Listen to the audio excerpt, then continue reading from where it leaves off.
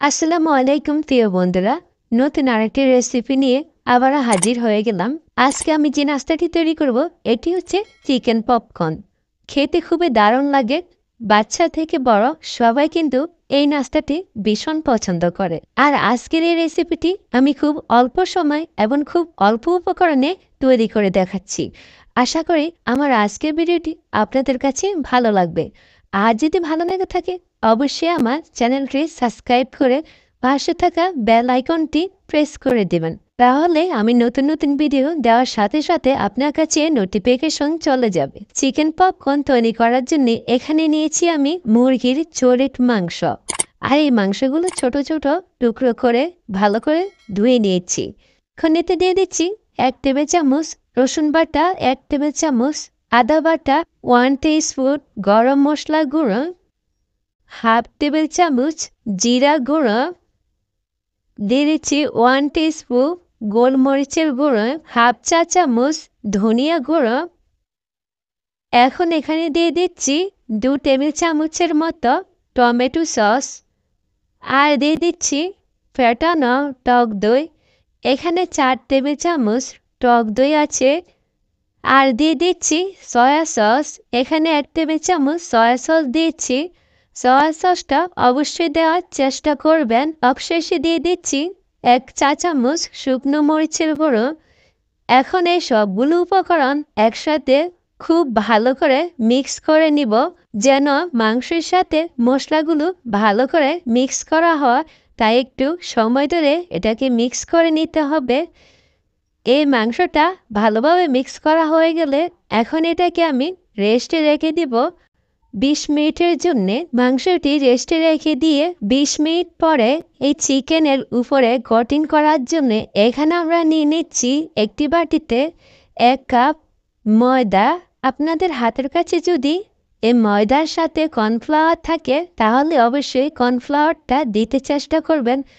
এতে করে কোটিংটা অনেক মুচমুচে হবে। হাফ টিস্পুন মরিচ গুঁড়ো, 1 টিস্পুন আদা বাটা, 1 টিস্পুন রসুন বাটা, 1 টিস্পুন জিরা গুঁড়ো। আর দিয়ে দিচ্ছি স্বাদ মতো লবণ। এখন এই সবগুলো উপকরণ ভালো করে মিক্স করে নিব। এখানে যদি আপনাদের হাতের কাছে অরেগানো থাকে তাহলে এখানে দিতে পারেন।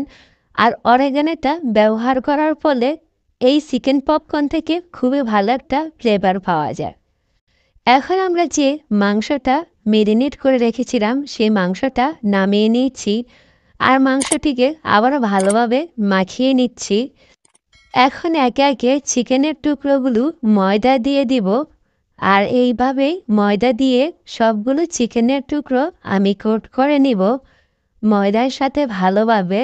মনে রাখতে হবে এই কাজটা যত ভালোভাবে করা হবে আপনার উপরে চিকেনের কোটিংটা ততই ভালো হবে এবং খেতেও খুবই মুচমুচে হবে। তাই এই কোটিংটা করতে গেলে আপনাকে খুবই ভালোভাবে করতে হবে, যেন সবগুলো মাংসের গায়ে এই কোটিংটা খুব ভালোভাবে করানো হয়। তো আমি একইভাবে সবগুলো কোটিং করে নিচ্ছি।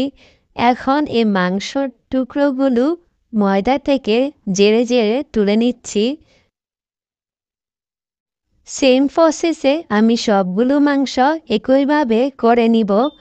যখন আমার সবগুলো মাংস একইভাবে কোটিং করা হয়ে যাবে তখন আমি চলে যাব এগুলো ভাজার জন্যে। চুলা একটি ফ্রাই প্যান বসিয়েছি। আর ফ্রাই প্যানে পরিমাণ মতো তেল গরম করে নিয়েছি। এখন একে একে মাংসের টুকরোগুলো দিয়ে দিচ্ছি। সবগুলো মাংসের টুকরো দেওয়ার পরে এখন চুলার জালটা মিডিয়াম করে রাখতে হবে। আর এই মিডিয়াম আছে এই পপকর্নগুলো ভেজে নিতে হবে। এই চিকেন পপকর্নগুলো যতটা সম্ভব মিডিয়াম আছে একটু সময় ধরে ভেজে নেওয়ার চেষ্টা করবেন। এতে করে চিকেনের ভিতরে এবং উপরের দুটোই খুবই মুচমুচে এবং ক্রিস্পি হবে। তো আমি এভাবে সবগুলো চিকেন মিডিয়াম আছে ভেজে তুলে নিচ্ছি। দেখতেই পাচ্ছেন কতটা মুচমুচে এবং ক্রিস্পি হয়েছে। একই নিয়মে আমি সবগুলো চিকেন ভেজে তুলে নিব। তো চিকেন পপকর্নগুলো যখন বাদামি কালার হয়ে যাবে তখন আমি তেল জড়িয়ে তুলে নিব।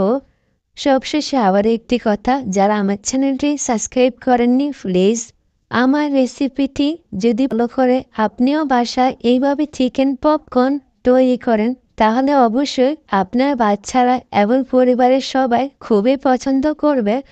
তো আমার আজকের রেসিপিটি এই পর্যন্তই। আমার রেসিপিটি যদি আপনাদের কাছে ভালো লেগে থাকে তাহলে অবশ্যই একটি লাইক, কমেন্ট এবং শেয়ার করতে ভুলবেন না। আমার চ্যানেলটি সাবস্ক্রাইব করার অনুরোধ রইল। তো আজকের মতো এই পর্যন্তই। সবাই অনেক বেশি ভালো থাকবেন, সুস্থ থাকবেন। আল্লাহ হাফেজ।